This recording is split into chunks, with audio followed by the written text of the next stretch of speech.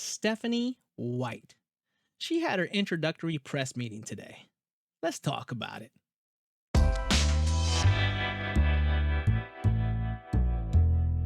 Lynn Dunn will stay on as senior advisor with Amber Cox entering her new role as Chief Operating Manager GM of the Indiana Fever. This is a blessing for Indiana to retain Lynn Dunn and then pick up Stephanie White. Championship leaders like this, they can drive a young Indiana team to bring that coveted trophy and banner back to Indiana since 2012. Stephanie White made some key points in her press conference today. Let's listen to what she had to say. Amber and I and Kelly are just talking about, players and evaluations before we came out here, and building quality depth is going to be important. When you have a core three like we have, surrounding them with players who are going to, fill the roles, certainly, first and foremost, who are going to embrace the roles, secondly, and who give us the best opportunities for success by complementing what they do really, really well. We have seen in this league's history, how difficult it is to win a championship. The margin for error is small. The margin for error is small. When you're building teams, it's not about always just getting the best players. It's about getting the best complement of players who fit well together, who play well with one another, who work to bring the best out in one another. I believe truly in my heart that connected teams are winning teams. And so people who fit, players who fit the culture of the Indiana Fever, and where we are and where we're moving towards. Melissa, you're out of here. We want players to fill the roles, and we want players to embrace the roles. This was a clear shot at Melissa Smith. As a fan, as a viewer, as an enjoyer of women's basketball, I think at this point it's safe to say the fan base has spoken. And I think at this point, the majority feels the same way. Melissa may have filled the role, but she never embraced it. And that's just not the type of attitude you need to be a championship organization. You can't win a championship if you have selfish players on your team that want to be taking all the shine, especially when you're an outspoken one. And when your family members get involved, all you're doing is killing the team chemistry. It's not always about getting the best players. It's about getting the best players that fit well together. Stephanie knows she has an extremely high caliber team, especially with players like Caitlin Clark, Kelsey Mitchell, and Aliyah Boston. We all saw what happens when players step up. Early in the season, we saw a lot of Wallace and Berger until Hull found her confidence and she turned into the savage that we all seen in the second half. Tammy Fagbenley, she was awesome, but just couldn't stay healthy all season.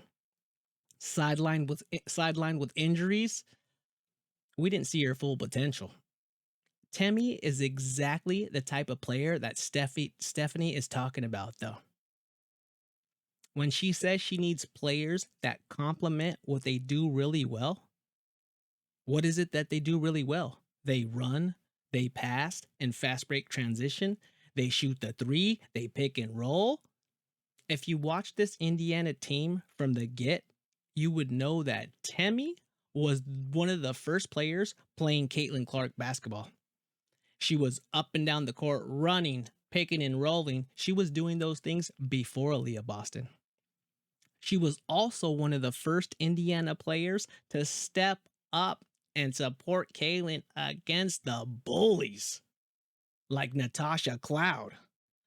Hopefully she could stay healthy, because she'll definitely be a fan favorite next season. Unfortunately, she's a restricted free agent, so if Indiana could match whatever team's trying to snatch her up, I think she's a great fit in Indy still. I hope you guys too. Stephanie was asked about her superstar duo Clark and Boston. Let's listen to her take. ESPN.com, Steph, both as a broadcaster passed around as opposing coach, you've studied Aliyah and Caitlin a lot. I wonder what has really stood out to you. They're the past two rookies of the year. What stood out to you about how they played individually and also how they played as a pick and roll duo?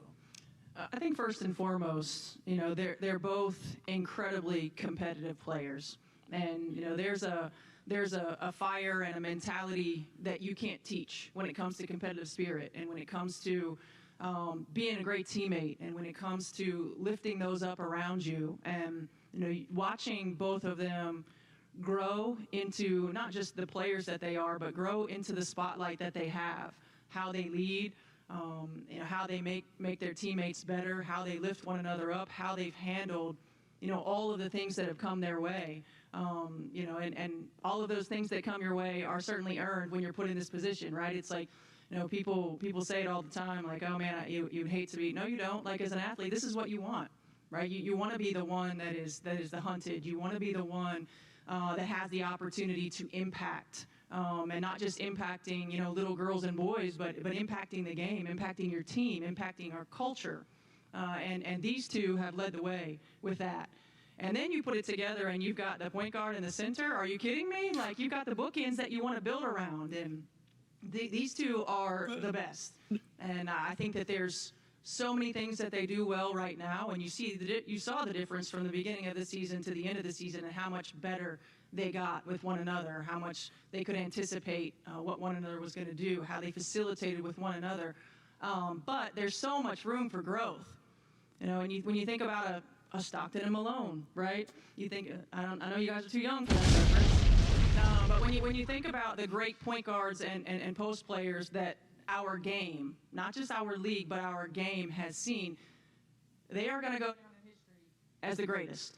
And I'm excited about the opportunity to work with them. I'm excited about the opportunity that we have to build from those starting points and build out, and for the longevity that those two could have in Indiana, in Indianapolis, and hanging banners in this building.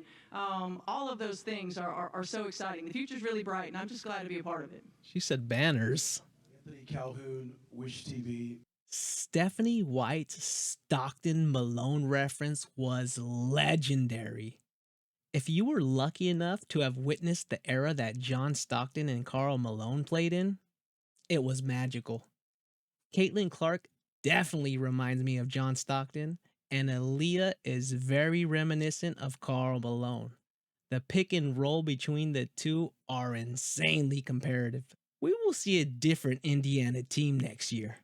The fact that Stephanie can see the vision already, everything ran through a Caitlin Clark in a Utah Jazz style offense.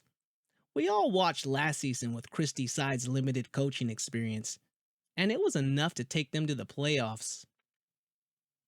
I'd imagine Stephanie White's version of Caitlin Clark's offense is going to be extremely difficult for opponents to prepare for.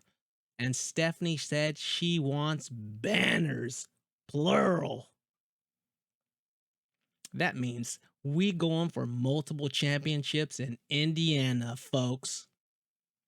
Hopefully Indiana can pick up a few more solid pieces. Satal Sabali has been buzzing lately, expressing some interest in playing with Caitlin Clark in this Indiana Fever team. We'll see. I'm Frankie Fingers, your host of The Vibe Sports Talk, and I'm out, man. Hit that subscribe button. Peace.